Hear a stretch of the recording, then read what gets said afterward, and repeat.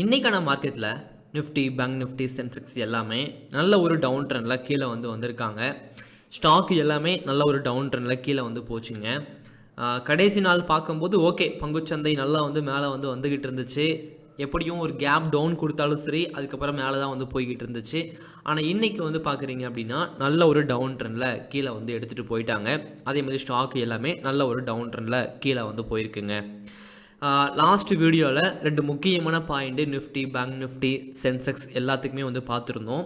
சென்செக்ஸில் 5 மினிட்ல பார்க்குறீங்க அப்படின்னா முக்கியமான ப்ரீவியஸ்கை இந்த ஒரு பாயிண்ட்டு, முக்கியமான ப்ரீவியஸ்லோ இந்த ஒரு பாயிண்ட்டுங்க. மார்க்கெட் இங்கேருந்து ஒரு கேப் டவுனில் ஓப்பன் ஆகிடுச்சு. ஓகேங்களா, நல்ல ஒரு கேப் டவுனில் ஓப்பன் ஆகிட்டு நல்ல ஒரு அப் ட்ரெண்டில் ரெக்கவரி பண்ணி மேலே வந்தாங்க. கேப்பை ஃபில் பண்ணி முடித்தாங்க. ஃபில் பண்ணி முடிச்சுட்டு நம்ம எந்த பாயிண்ட் கொடுத்துருந்தோமோ, முக்கியமான ப்ரீவியஸில் கொடுத்துருந்தோம் இல்லையா, அதை பிரேக் அவுட் பண்ணிவிட்டு நல்லா மார்க்கெட் கீழே போச்சுங்க. ஸோ அதே மாதிரி சென்செக்ஸ் மட்டும்தான் நல்லா போச்சே தவிர நிஃப்டி அந்தளவுக்கு நல்லா போல். பிரேக் அவுட் பண்ணிவிட்டு கொஞ்சமாக மேலே போயிட்டு தான் அதுக்கப்புறம் கீழே நல்லா போனாங்க. பேங்க் நிஃப்டியும் அதே மாதிரி தான்.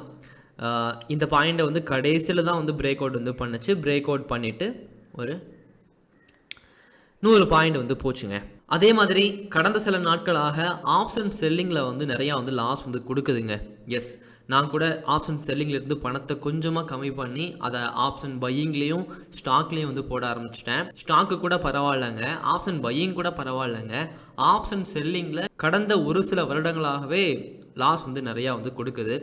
அதனால் அவசரப்பட்டு பணத்தை உள்ளே போடாதீங்க. மார்க்கெட்டை ஃபுல்லாக கற்றுக்கிட்டு அதுக்கப்புறம் பணத்தை உள்ளே போடுங்க. எடுத்ததும் அதிகமான பணத்தை போட்டு ட்ரேடை பண்ணாதீங்க. எஸ், நான் ஒத்துக்கிறேன், நமக்கு நிறைய பணம் சம்பாதிக்கணும் இந்த மாதிரிலாம் ஆசைலாம் இருக்குங்க. ஆனால் சரியாக நம்ம பண்ணல அப்படின்னா எவ்வளோ ஆசையோடு பண்ணாலும் லாஸ் தான் வரும் இல்லையா. அதனால் சரியாக எல்லாத்தையும் பற்றியும் கற்றுக்கிட்டு ட்ரேடு பண்ணுங்கள், சரிங்களா. இது நான் கடந்த 5 வருஷமாக ட்ரேடை பண்ணி கற்றுக்கிட்ட ஒன்று. சரி, ஓகே. அதே மாதிரி நான் ஒரு 5 புத்தகம் எழுதியிருக்கேன். அதில் ஆசான் பாகம் 1, பாகம் 2, பாகம் 3 படிக்கிறீங்க அப்படின்னா பங்குச்சந்தையை பற்றி அடிப்படையிலிருந்து அட்வான்ஸ் வரைக்குமே எல்லாமே கற்றுக்க முடியும். அதே மாதிரி நிறைய சுயமுன்னேற்ற புத்தகங்கள் வாங்கி படிங்க. என்கிட்ட வாங்க சொல்லலாங்க, உங்கள் பக்கத்தில் புத்தக கடை இருக்கும் இல்லையா, அங்கே போயிட்டு நல்ல புத்தகமாக வாங்கிட்டு நிறைய புத்தகங்கள் படிங்க. அதுவுமே உங்கள் ட்ரேடிங்க்கு நிச்சயமாக உதவி பண்ணும். எனக்கு பெரிய அளவில் புத்தகங்கள் உதவி பண்ணுச்சு. அதனால தான் நான் புத்தகமே எழுதினேன். இப்போ நாளைக்கான மார்க்கெட் பற்றி பார்க்கலாம். இதெல்லாம் முக்கியமான பாயிண்ட்டு, அதை பற்றிலாம் பேசலாங்க. மந்த்லி டைம் ஃப்ரேம் பொறுத்த வரைக்கும் நிஃப்டி, பேங்க் நிஃப்டி எல்லாத்துலேயுமே பங்குச்சந்தை நல்ல ஒரு அப் ட்ரெண்டில் தான் போய்கிட்டு இருக்காங்க. இன்னும் டவுன் ட்ரெண்டுக்கு திரும்பிச்சான்னு கேட்டிங்க அப்படின்னா இல்லை, நல்ல ஒரு அப் ட்ரெண்டில் இங்கேருந்து ஃபுல்லாக மேலே வந்துட்டு மந்த்லி டைம் ஃப்ரேமில் 2 வருஷமாக ஃபுல்லாக மேலே வந்துட்டு ஒரு 5 மாதம் டவுன் போனாங்க. திரும்ப 4 மாதம் மேலே வந்தாங்க. திரும்ப 2 மாதம் கீழே போயிட்டு இப்போ மேலே வந்திருக்காங்க. இந்த மாதமும் அப் ட்ரெண்டு தாங்க. ஓகே, ஸோ இது ஒரு முக்கியமான இடம். ஏன்னா ஆல் டைம் ஹையில் இருக்கும்போது பங்குச்சந்தை திரும்பினாலோ இல்லை பிரேக் அவுட் பண்ணாலோ அது ஒரு பெரிய இம்பேக்டை ஏற்படுத்தும் பங்குச்சந்தையில். அதுதான் நடந்துகிட்டு இருக்கு இந்த இடத்துல. பார்க்கலாம், இங்கேருந்து மேலே வந்தாலே நிறைய ஸ்டாக்கில் நிறைய மாற்றங்கள் ஏற்படும். அதை பற்றிலாம் பேசலாம். ஸோ 1 டே டைம் ஃப்ரேமில் பார்க்குறீங்க அப்படின்னா அப்படி இங்கே வர்றதுக்கு முக்கியமான பாயிண்ட் அப்படின்னா இந்த ஒரு டபிள்யூ பேட்டர்ன் தான். அதை தான் பிரேக் அவுட் பண்ணிவிட்டு ரீட்ரெஸ்மெண்ட்டுக்காக வந்துக்கிட்டு இருக்கிற மாதிரி எனக்கு தெரியுதுங்க.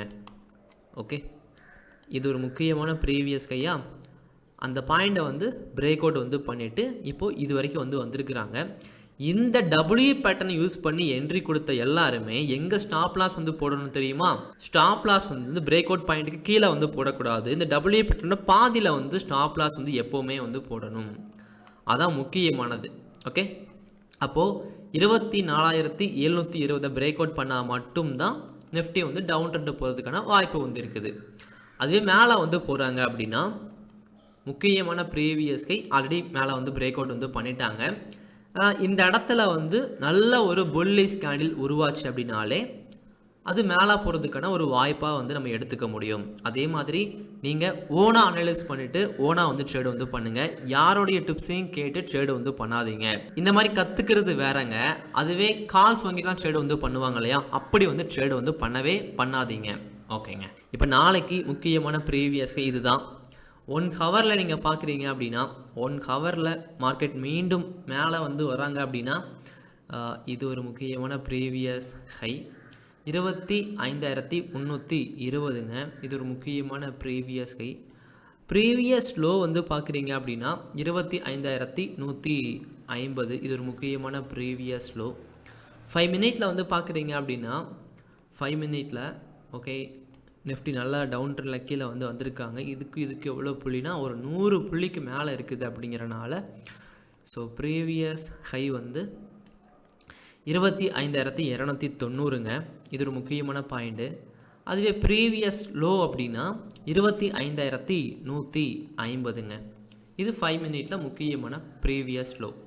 சென்செக்ஸில் வந்து பார்க்குறீங்க அப்படின்னா சென்செக்ஸில் ஒன் டேயில் முக்கியமான பாயிண்ட்டு சேம் பேட்டர்ன் தான், சேம் பிரேக் அவுட் தான், எல்லாமே அதே மாதிரி தான், நிஃப்டி மாதிரியே தான். அப்போது ஒன் டேயில் முக்கியமான பாயிண்ட் வந்து இது. அப்போது ஒன் டேயில் முக்கியமான ப்ரீவியஸ் லோ இது, முக்கியமான ப்ரீவியஸ்க்கு இந்த பிரேக் அவுட் பாயிண்ட் தான். சரிங்களா? அப்படியே நம்ம 1 ஹவரில் வந்து நம்ம பார்க்குறோம் அப்படின்னா 1 ஹவரில் முக்கியமான பாயிண்ட்டு ஓகே இந்த ஒரு ப்ரீவியஸ் லோ 82,090ங்க. அதே மாதிரி முக்கியமான ப்ரீவியஸ் ஹை 82,520ங்க.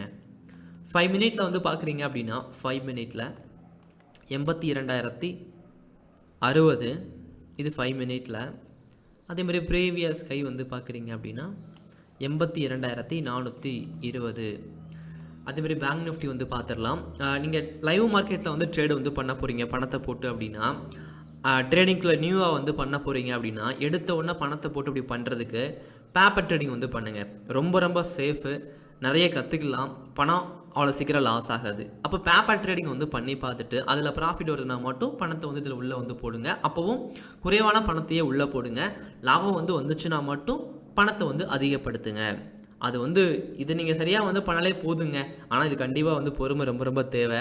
நமக்கு தெரியும் பேப்பர் ட்ரேடிங்கில் ஒரு 1000 ரூபா ப்ராஃபிட் வருது, ஆனால் ரியல் அமௌண்ட்டாக போட்டிருந்தோம்னா அந்த பணம் கிடச்சிருக்குமே. இப்படிலாம் ஆசைகள் நிறையா வரதான் செய்யும். அப்படி ஆசைப்பட்டு தான் நிறைய பேர் பங்குச்சந்தையில் லாஸ் ஆகிட்டு வெளியே போயிடுறாங்க. யாருமே 1 இயர் கூட சர்வே பண்ணுறது கிடையாது பங்குச்சந்தையில்.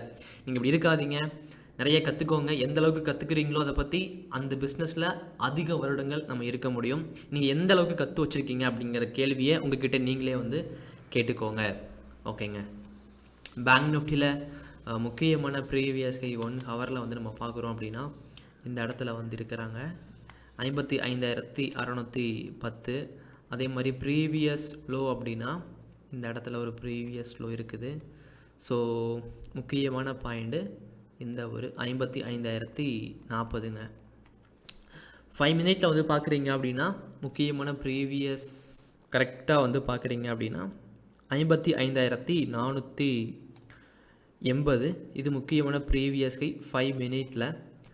அதே மாதிரி ப்ரீவியஸ் லோ அப்படின்னா இந்த இடத்துல ஓகே இங்கே சென்செக்ஸில் எப்படி இருக்குது ஓகேங்க. பேங்க் நிஃப்டியில் முக்கியமான ப்ரீவியஸ் லோ இந்த இடத்துல வந்து இருக்கிறாங்க. ஓகே 55,220. ரொம்ப ரொம்ப கவனமாக சேஃபாக வந்து ட்ரேடு வந்து பண்ணுங்கள். அவசரப்பட்டு அதிகமான பணத்தை வந்து பங்குச்சந்தையில் போடாதீங்க. ஓகே, நாளைக்கு வீடியோவில் பார்க்கலாம். தேங்க்யூ.